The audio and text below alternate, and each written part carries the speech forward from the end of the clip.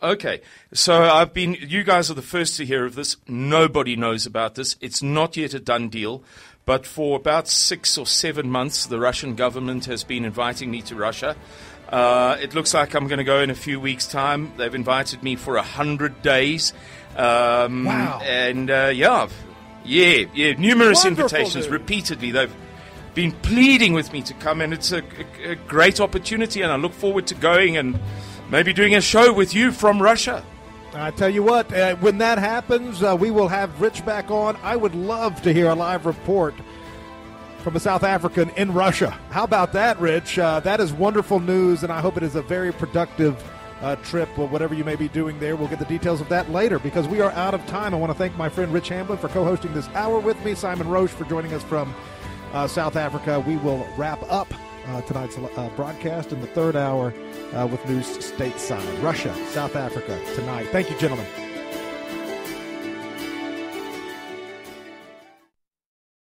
Hartlike goeiemôre kykers en luisteraars, baie welkom by die uitsending. Ek hoop dat dit vir u weer eens tot waarde sal wees, elke uitsending. Ons het lekker reën gehad hier in die Karoo, pragtig hoe, jy kan nie glo hoe vinnig die grys Karoo van dor en droog so groen, so vinnig groen kan raak nie.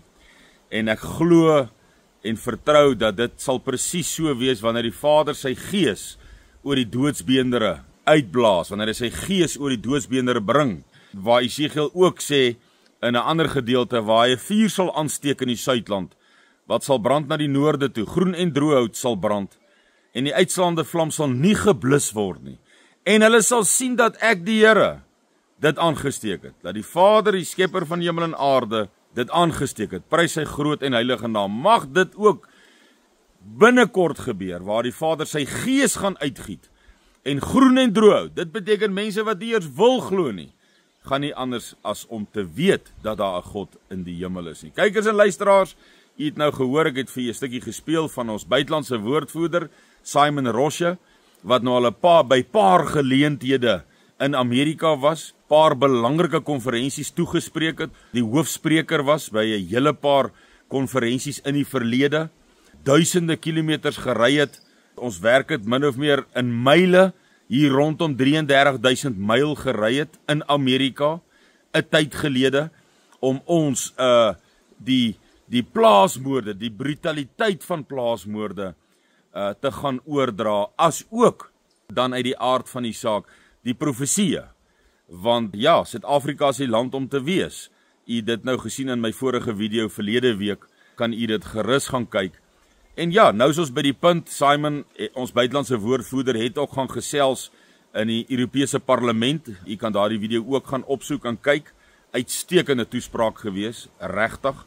Ons is dankbaar daaroor en ons vra daarmee saam, dat asseblief dat u voorbinding sal doen, dat u sal intree in gebed en sê, Vader, Simon was in Amerika, u het dit geseën, dit het uitstekend gegaan, hy was in Europa, in die Europese parlement, daar het uitstekend gegaan, en nou is ons genooi, al 'n geruime tyd, deur die Russe, ons is dankbaar daarvoor, ons waardeer dit, en nou is Simon op pad, binne die enkele volgende paar weke, behoort Simon dan Rusland toe te gaan, vir 'n tyd, en ons is nuuskierig om te weet, waaroor gaan gesels word, en wat daarmee saamgaan, maar ek vra weer, dra dit asseblief op in gebed, ons is in verskriklike, onstabiele tye, en dinge is baie deurmekaar.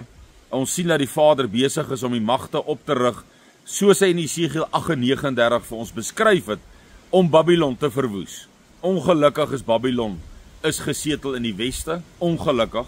Vir my is dit die grootste vyand vereers, daarna sal hy ook kyk na die res, maar Babylon is absoluut, en dit sê ek nie uit myself uit nie, dit is die Vader wat sê in die Bybel, dat hy gaan Babylon kom neergooi, soos 'n engel 'n steen in die see gooi.